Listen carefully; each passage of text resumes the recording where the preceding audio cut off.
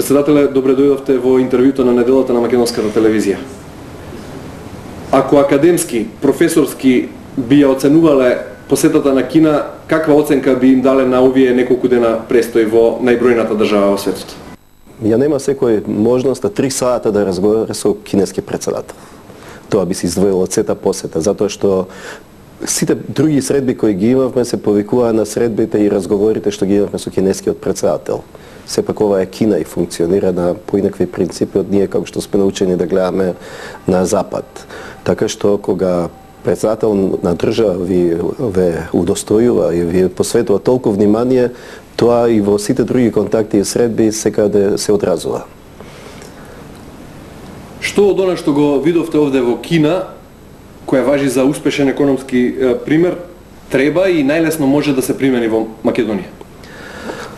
Па, Кина е втора економија во светот и не случајно.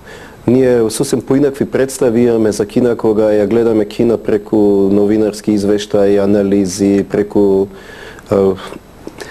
други кои ја представуваат Кина. Кога ќе се дојде во Кина, ќе бидете импресионирани од брзиот развој, совладување на новите технологии, учење на туги грешки и создавање свој еден пат во развојот не само на економијата и на севкупното општество.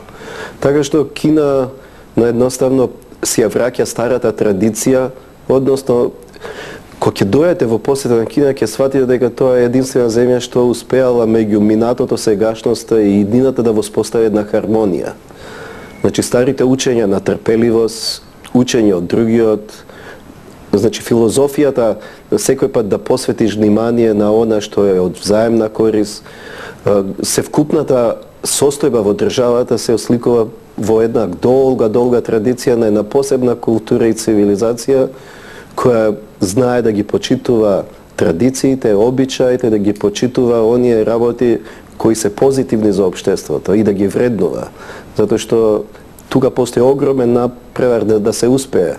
Да се успее во приватниот живот, да се успее во кај што работите, да успеете на меѓународен план. Колку би можеле ние македонците да ги копираме кинезите во тој план? Па, ни недостасува и нас користење на нашата традиција, на нашата вековна мудрост, трпеливоста ни недостасува нас. Ние некако сме навикнати све брзо да работиме. Ова што го видовме и ова што е импресивно во Кина се боткотвувало долги периоди да сега тоа излезе на површина и да се види, бидејќи се ова е резултат на еден поинаков систем на гледање на работите и сваќање на суштината на животот. Источната мудрост, источните традиции некако кај нас доаѓале, меѓутоа ние сме ги подзаборавиле. Така што многу нешта може да бидат од нас од корис. Меѓутоа пред се инвестирањето во знаење. Знаењето носи нови иновации, нова креативност. Таа креативност создава работа за бизнисот, бизнисот создава нови производи, наоѓа нови пазари и тогаш почнува да се раздвижува целото општество. Зошто таа кинеска мудрост и далекувидост кои честопати во вашите говори и предавања овде во Кина ги цитиравте и ги споменувавте, се уште не можат да го препознаат поволниот деловен амбиент, климата за инвестирање во Македонија, која е потврдена од друга страна од сите релевантни финансиски институции и меѓународни фактори?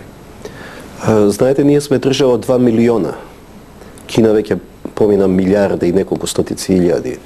Огромна земја, втора економија во светот, брзо растечка економија, земја со огромни потенцијали, особено во човековите ресурси. Ние едноставно со ова воспоставена комуникација меѓу нашите две земји, со посетите на највисоко ниво, со средбите на нашите бизнисмени со кинеските партнери, почнуваме и ние. Меѓутоа, како што ви кажав, пред се треба трпеливост. Тие студиозно проучуваат и осознаваат кои се нашите позитивни нешта што можат да им бидат од нив од корис и се повеќе ќе посветуваат внимание на нас. Тоа го гледаме со тоа што Кина, обидувајќи се да даде еден пакет на помош од 10 милиарди долари за Централна и Источна Европа, пред се во инфраструктурно зафаќање, виде дека Македонија прва од сите земји од нашиот регион успеа да ја совлада сета она процедура што е неопходна и еве сега во парламентот е тој договор и ние ќе бидеме прва земја што ќе ги искористи тие средства во наша корист, бидејќи станува збор, како што знаете, што веќе е познато за изградба на автопатиштата од Скопје до Штип и од Кичево до Охрид. Значи, кога се инвестира во инфраструктура, таа инфраструктура се согледува да биде од корист и на инвеститорот. И затоа на разговорите со кинескиот претседател беше и потврдена заложбата и можноста во Македонија да се отвори слободна зона исклучиво за кинеските компании, за да можат кинезите да ги користат сите овие успеси што ги имаме ние постигнато, односно сите поволни услови во однос на странските инвестиции. Станува збор за равните даноци, најниските даноци, за ослободување од доначување при реинвестирање, големи бенефиции што ги даваме на странските фирми, така што Кина веќе сето тоа го има совладано и сондира и затоа веројатно очекуваме еден поинтензивен продор на кинески компании и кинески бизниси во Македонија во еден сосем краток период. Сепак економските односи не се на нивото на цврстите политички партнерски односи кои заеднички ги констатиравте со кинескиот претседател на таа неколку часовна средба. Може ли да се очекува, имајќи ја предвид безмалку огромната моќ на семоќноста на кинескиот претседател кој е истовремено и шеф на генерален секретар на Комунистичката партија, дека тој ќе поттикне неколку кинески големи компании да инвестираат во Македонија, имајќи го предвид специфичноста на кинескиот политички и економски модел? Не само во Кина, сегде во светот, ако добро ги познавате меѓународните односи, најмногу влијание има личниот контакт, личниот однос и личните познанства. Се надевам дека од ова средба што имавме со кинескиот претседател, исто претходно нашиот премиер со кинескиот претседател, средбите што ги имаме на највисоко ниво со кинеските авторитети, е еден вид создавање на клима на доверба и тоа ќе биде предуслов за да може, за да се инвестира, односно да се упатат компании од Кина да дојдат што почесто во Македонија, бидејќи и самите укажуваат на секоја средба географската позиција на Македонија возможува да имат пристап до сите други пазари во нашиот регион, а сите договори што ги имаме ние склучено како Македонија им дава можност да имат пристап на европските пазари, да имат на пазарите во Украина, сите во Турција, односно на договорите на ЦЕФТА во нашиот регион, така да тоа студиозно го имат проучено и затоа пројавуваат интерес да бидат присутни кај нас. Кога зборуваме за втората економија во светот и за се посилниот јуан на валутниот пазар, кој е интересот на Кина да инвестира во Македонија, имајќи предвид дека секоја поголема фирма што значи нешто во светот има отворена своја фабрика овде во Кина? Не само во Македонија, Кина присутна е насекаде. Можевме да видиме колку инвестира во Африка, бидејќи го сватила трендот кој постои во Африка и бидејќи во Африка растат многу брзо економиите, бидејќи е континент со многу ресурси и многу нешта кои се потребни на кинеската индустрија и на кинеската економија. Исто така знаеме колкави се инвестициите во Америка, колку е присутна во Европа, во други делови од Азија. Значи не станува збор само за Македонија, тоа е општ тренд на кинеската економија да е присутна глобално. Така да ние сме дел од таа глобална, да ја кажеме, политика на Кина, да биде присутна секаде кај што може и кај што може да има нови пазари, бидејќи видовме дека ова брзо растечка економија стекна огромни богатства кои сега ги користи и за нејзиниот регионален развој, затоа што има историски источниот дел на Кина бил еден од неразвиените, бидејќи бил близу до море, до меѓународните коридори, патишта. Сега во Сичуан видовме дека Кина и како напредува и во нејзините други делови, во централна и западна Кина видовме нешта кои се импресивни, не може да ги видите на друго место на планетава. Исто станува збор за нивна инвестиција внатре во земјата, за ширење на нивните капацитети. Меѓутоа тие барат и партнери за да можат нивните производи да бидат полесно достапни и поевтини за пазарите кај што се наменети. Значи, за европскиот пазар барат партнери на европскиот континент, за Африка во афричкиот континент. Значи, таа е една нова политика на Кина на отвореност и политика на на создавање на еден глобален амбиент. Председателе, зошто еднакво тешко како привлекувањето на кинеските инвеститори во Македонија ни оди тешко и пробивот на македонски стоки на кинескиот пазар? Освен виното, имаме ли и други адути кои би можеле да им ги понудиме на кинеските потрошувачи?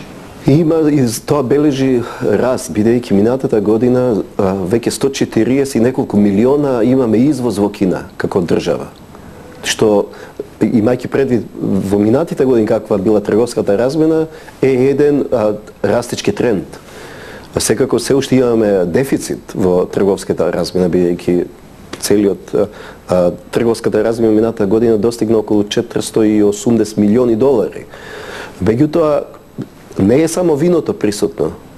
Имавме можност да видиме дека и наши фирми кои развиваат нови технологии се присутни на овој пазар. Значи, во сферата на роботиката, на софтверот, на наши компании имат партнери во Кина. Како да ја продадеме Македонија како атрактивна туристичка дестинација за се побројната армија туристи од Кина кои последниве години се насекаде ширум светот? Знаете, во секој продор прво мора да се обезбеди правна рамка, значи да се регулираат односите. Затоа што поединечни посети имате од секоја земја, меѓутоа за да има организирана посета преку агенции, компании, нивни фирми, за тоа беа неопходни склучување на одредени договори и одредени спогодби. Сето тоа Македонија веќе го има, го постигнува и веројатно во иднина како ќе доаѓаат кинеските бизнисмени, ќе доаѓаат и кинеските туристи. Еве денес бевме во еден град кој е збратимен со Прилеп, кој и во моментот кога ние разговаравме со нивното локално раководство, нивниот заменик градоначалник веќе се доаѓаше во Прилеп. Заинтересирани се за македонскиот тутун, за македонските цигари, бидејќи ова е огромен пазар и нив им треба тутун, знаат квалитетот на нашиот ароматичен македонски тутун. И кога доаѓаат бизнисмените, тоа од тие што биле во Македонија кажуваат дека сите биле во Охрид, сите биле на некоја планина, сите имаат искористено да видат што друго нуди Македонија. Значи тоа е таа филозофија на трпеливост. Прво вие воспоставувате економски односи, економските односи веќе се шират во образовната сфера, имаме соработка на образовно ниво и затоа ги посетивме универзитетите кај што постои можност за нивна соработка со наши универзитети. Во сферата на земјоделието е пројавен интерес за нивните технологии и нивните методи користење во земјоделие, да можеме и нивните машини да ги користиме кај нас. Исто во сферата на традиционалната медицина, од нашата влада беше инициирано и покренато да еден од нашите универзитети се специализира и дојде во Кина да ја совладува техниката и вештините на традиционална кинеска медицина за да стане дел од нашиот здравствен систем. Така што имавме средба со професори од универзитетот во Штип во Пекин кои беа на пријателска, партнерска посета, а и ние посетивме еден универзитет кој е специализиран токму за традиционалната медицина. Председателе, од средбата со кинескиот председател и од вашиот престој во Пекинг и во Кина, стекнавте ли впечаток дека од разговорите во Пекинг пред се со кинескиот председател, стекнавте ли впечаток дека Кина ни ја заборави или ни ја прости тајванската приказна? Никој не ни го спомна тоа. Бидејќи на најдостоинствен начин го одбележувавме 20 годишно воспоставање на дипломатските односи, за време на разговорот со председателот и неговата делегација, за време на престојот во провинцијата Сичуан, со нивните представници, никој не ни спомна дека сме имале нешто такво. Каква земја ќе биде Кина, а каква Македонија по 10 години, имајќи ги предвид сите оние социолошко-обштествени трендови што се случуваат? Кина полека ја напушта политиката на едно дете, Македонија е во демографска криза. Од сите аспекти, какво е вашето предвидување за поблиската иднина? Знаете, кога две економии растат, кога тогаш ќе се сретнат? Тоа е сличноста меѓу Кина и Македонија. Македонија исто има, според сите извештаи, економија која се справува и во услови на најделикатни периоди на глобалната криза покажува позитивни резултати. Кина веќе гледате кој раст го има. И секој пат тие, како што кажав, кога разговарате со кинез, мора да имате во предвид неговата традиција и култура. Тој гледа дали вие сте успешен и дали вие покажувате резултати.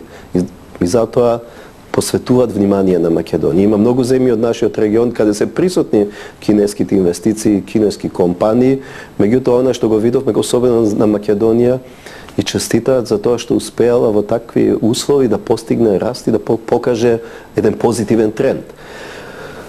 Она што кажете со демографијата е присутна секаде во светот, особено во христијанството. Белата смрт е во западната цивилизација и како присутна. Кина имаше политиката на едно дете за да го намали прирастот, бидејќи во одредени периоди толково население треба да се прехрани, да се образува, да се обезбеди со станови. Сега кога го има економскиот успех Кина, веројатно ќе ја напушти таа политика на едно дете затоа што им треба млада, динамична работна сила. Им требаат работници, но им требаат и образовани структури на население. Вчера кога бевме на универзитетот на Југозападна Европа, бев импресиониран на целиот универзитет. Сите студенти зборат течно англиски јазик. Може да мислите кој тој потенцијал на една таква земја која ги едуцира младите да бидат дел од глобалниот свет, не да се затворат само во рамките на Кина. Така што и нас тоа ни е неопходно. Што повеќе да имаме деца, за бидејќи она што се инвестира во Македонија, некој треба да го одработи, некој да работи. Странците кога доаѓаат прашуваат колку имаме ние располагање млади инженери, колку може да инвестираат во луѓе кои ќе бидат и во иднина ангажирани во нивните компании и фирми. Така што тие се општи трендови и мора да ги следиме трендовите и мора ние као лидери да мислиме многу подолгорочно отколку она што е дневна политика. Председателе, ви благодарам за разговорот за македонската телевизија.